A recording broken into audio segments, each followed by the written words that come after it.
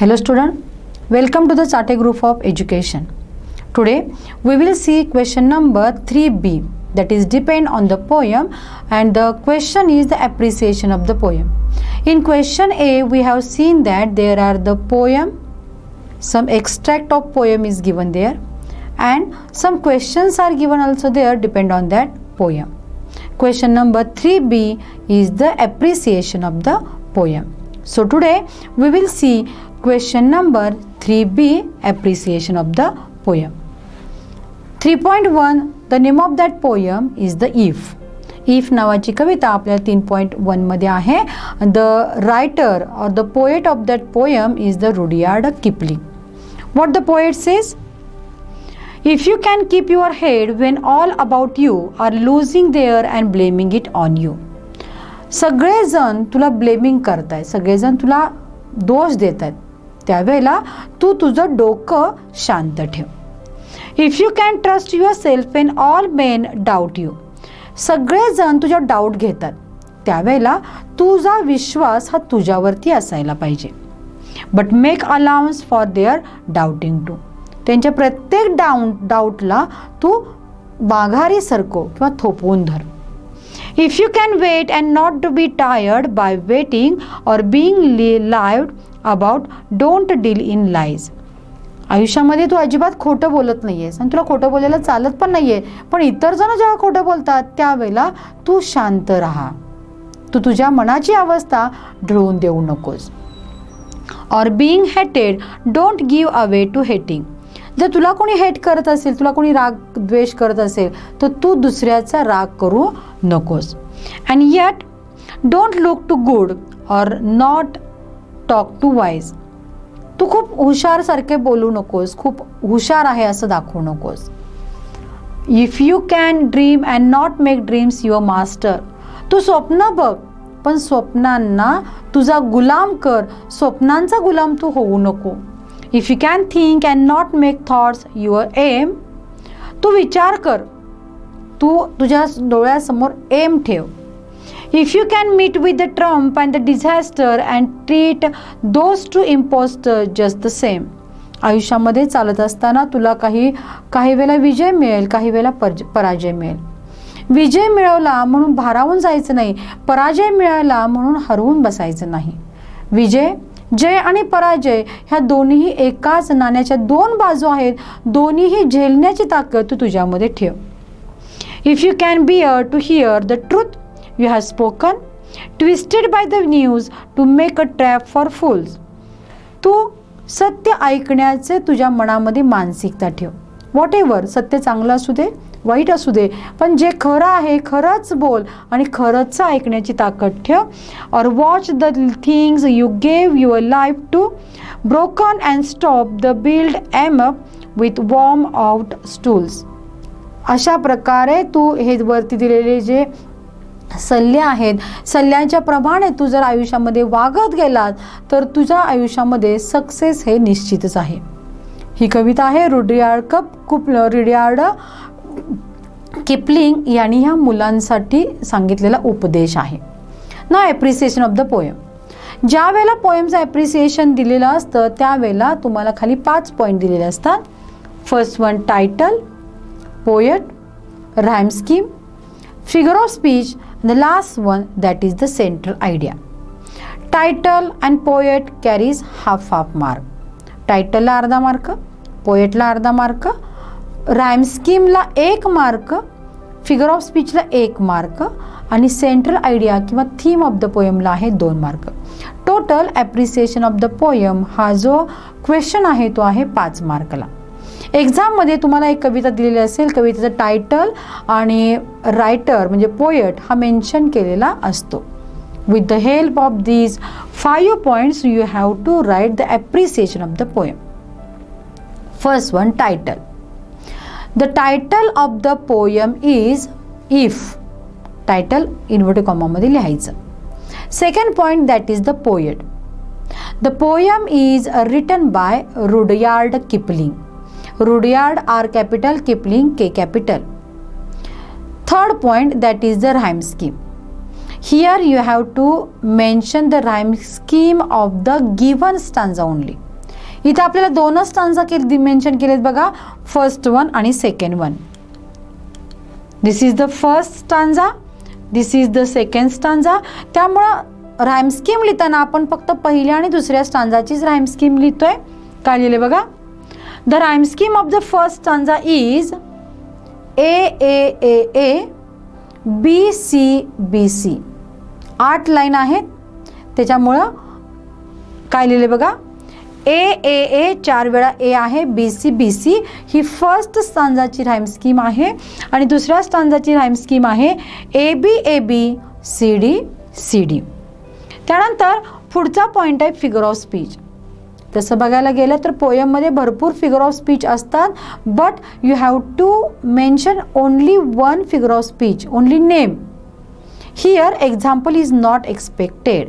Example लिहिलं तर तुम्ही वेल अँड गुड आहे, पण इथं तुम्हाला फक्त फिगर ऑफ स्पीचचं नाव लिहायचं आहे.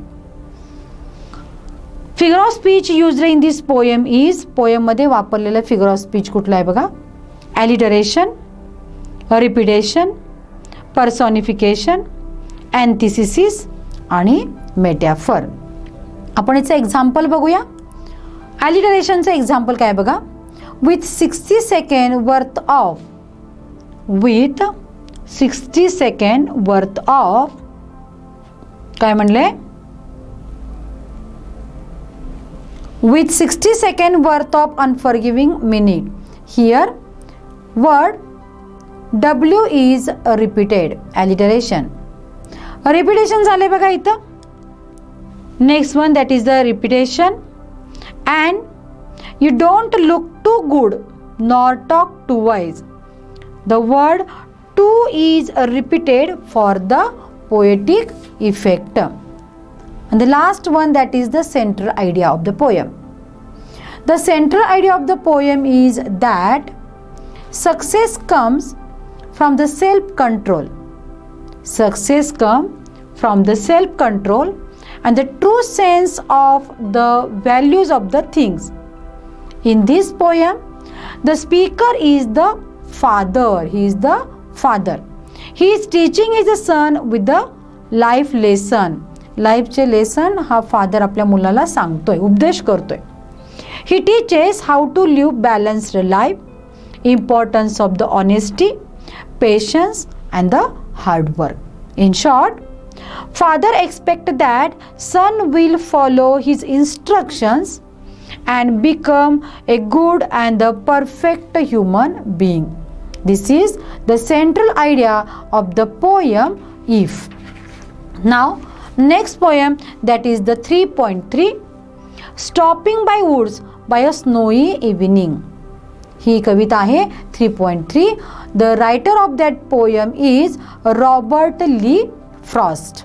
रॉबर्ट ली फ्रॉस्टनं ही कविता लिहिलेली आहे. काय म्हणले बघा, whose woods these are, I think I no.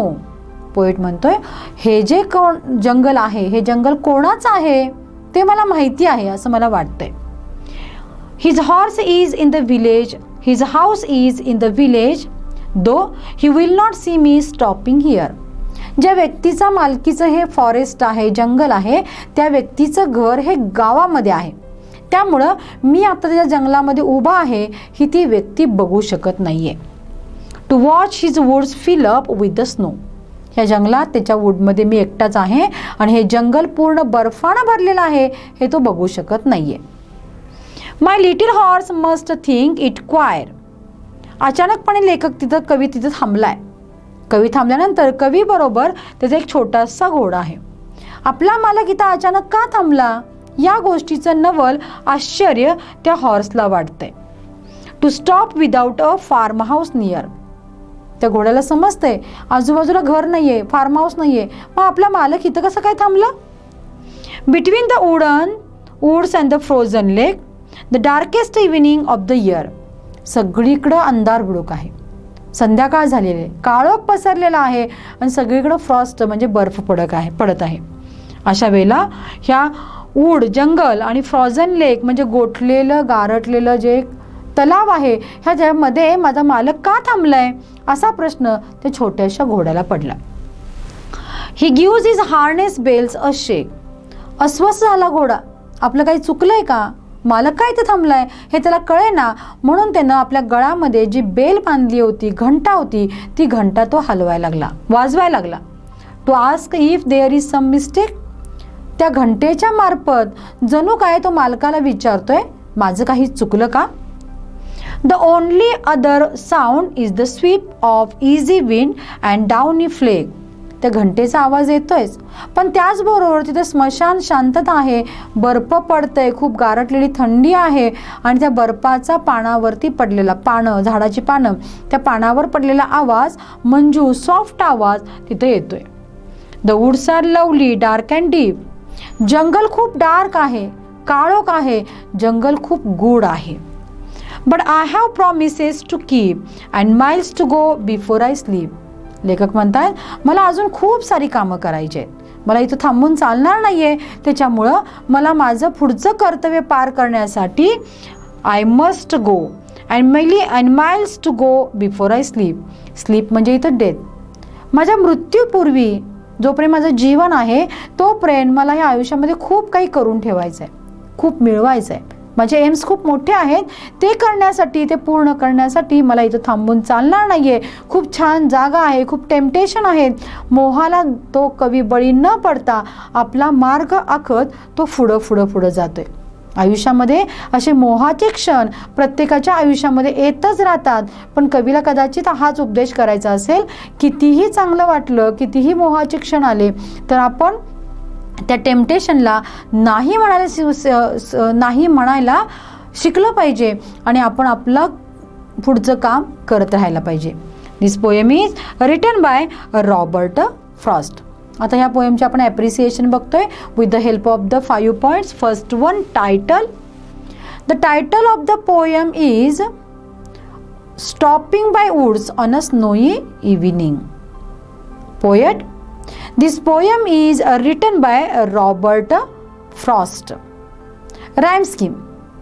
Rhyme स्कीममध्ये तुम्हाला पोएम वाचताना समजलं असेल, त्या पोएममध्ये 4 स्टांजा आहेत आणि प्रत्येक स्टांजामध्ये 4 लाईन आहेत आणि प्रत्येक स्टांजाची राईम स्कीम डिफरंट आहे. First stanza A A B A. This is the rhyme scheme of the first stanza. Second stanza B B C आणि D. B B C D. This is the rhyme scheme of the second stanza. Third stanza C C D C. This is the rhyme scheme of third stanza. And the fourth stanza rhyme scheme is D D D D, 4 times D. Means in each stanza the rhyme scheme is a different. Next one, figure of speech. Figure of speech used in the poem is alliteration, repetition, hyperbole, inversion. These are the figure of speech used in the poem. Just see example of alliteration. The woods are lovely, dark and deep. Here sound D is repeated for the poetic effect. Here sound D is repeated, so in this line there is a alliteration. Next one, repetition. Last 2 lines are repeated 2 times for the poetic effect. So repetition is also here in this poem. Now see the central idea of the poem. This poem is a description of a little incident happening in the snowy evening. As the traveler, the poet is fascinated by the beautiful scene in the world. He appreciates the beauty and the wonder of the nature. He wants to stop there to watch the beauty, but he can't. This is the central idea of the poem, stopping by woods on a snowy evening. Now let's turn to the next poem, 4.1. The name of that poem is The World Is Mine. This poem is written by Joy Lowlett Crawford. This is the name of the poet. The name of that poem is Joy Lowlett Crawford. This is the name of the poet. Now see. Today on a bus, I saw a lovely girl with a silky hair. एके दिवशी कवीला एका बसमध्ये silkie hair असलेली मुलगी दिसली. I envied her. She seemed to go gay and wished I was so fair. मुलगी इतकी सुंदर होती की त्या मुलगीचा मला द्वेष वाटला. When suddenly she rose to leave, I saw her hobble down the aisle.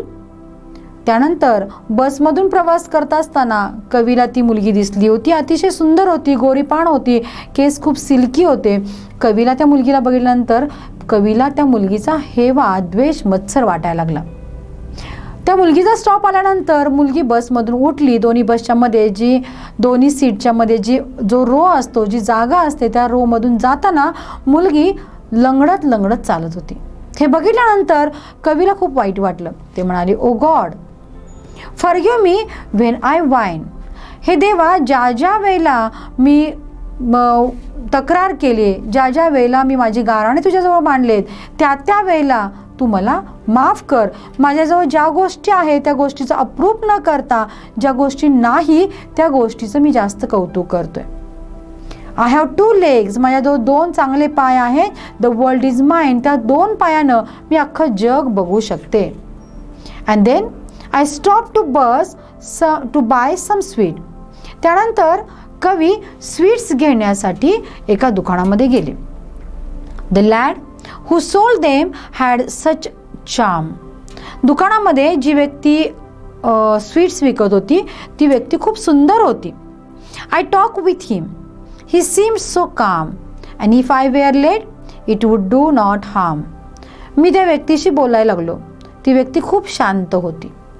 मला थोडासा वेळ लागत होता पे करण्यासाठी, पण तरीही ती व्यक्ती खूप शांत होती.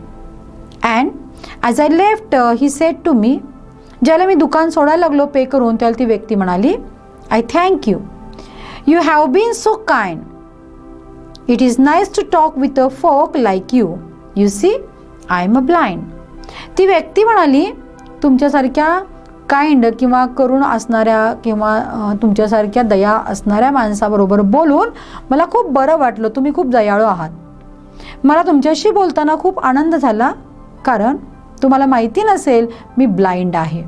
कवीला ऐकून आश्चर्याचा धक्का बसला. Oh God, forgive me when I whine. I have 2 eyes. The world is mine. हे देवा, मी ज्या ज्या वेळेला तुझ्याकडे तक्रार केली आहे त्या वेळेला मला माफ कर. तू मला देवा सुंदर 2 डोळे दिलेस हे जग बघण्यासाठी, आणि त्यामुळं मी ज्या वेळेला तक्रार केलेली असेल त्या तक्रारीबद्दल मला माफ कर. Here Later walking down the street, I saw a child with the eyes of the blue. रस्त्यावरून जात असताना कवीला परत ब्लू रंगाचे डोळे असलेला एक मुलगा दिसला, छोटासा मुलगा. He stood and watched the others playing. तो मुलगा खेळत नव्हता, तो मुलगा दुसऱ्यांना खेळताना बघत होता. It seemed he knew not what to do. कदाचित त्याला कळत नसेल आपण काय करावं. I stopped a moment. Then I said, why don't you join the others, dear? मला समजेना हा मुलगा का नाही खेळत आहे. मी त्या मुलाजवळ गेलो आणि त्याला विचारलं, बाळा तू का नाही खेळत आहेस.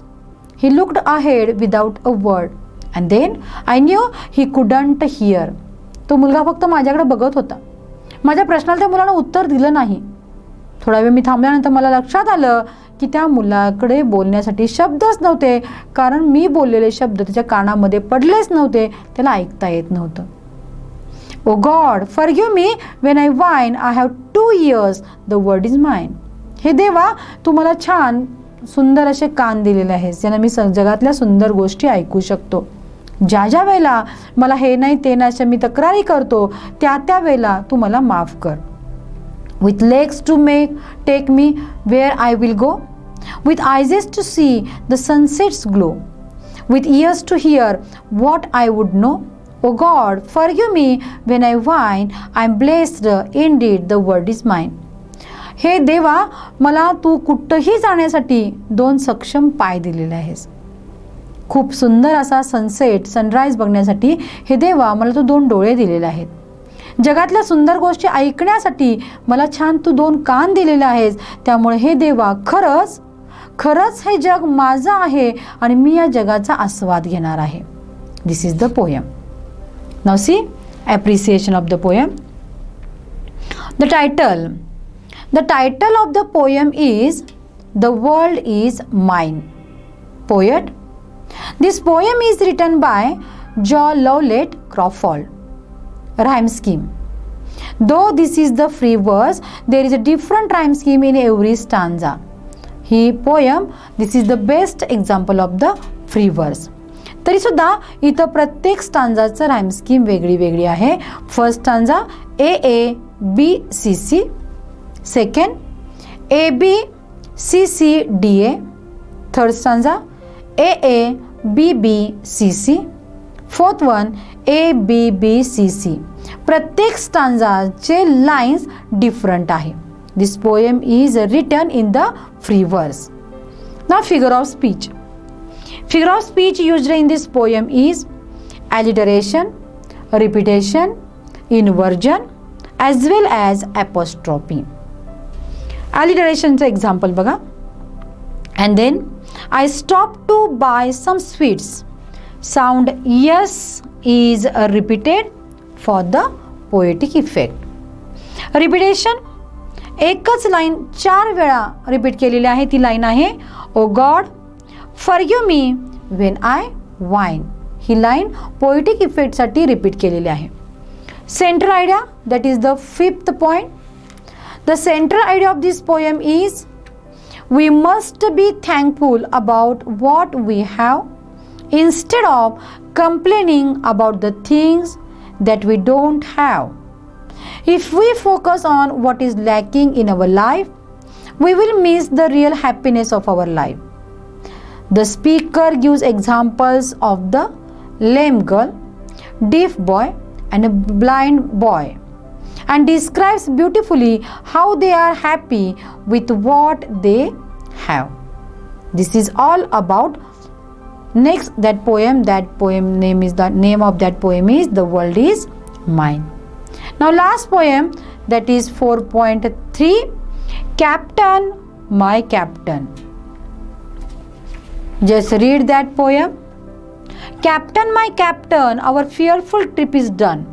The ship has weathered every rock, the prize was sought is own. The port is near, the bells are here, the people of exulting, while flowing eyes, the steady keel, the whistle grim and the daring.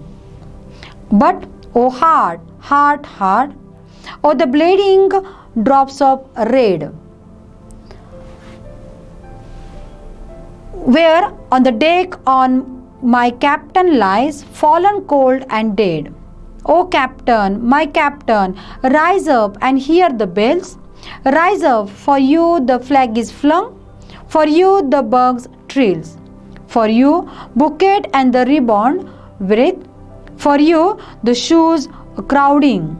This is all about that poem. Now see the appreciation of that poem. First one, title.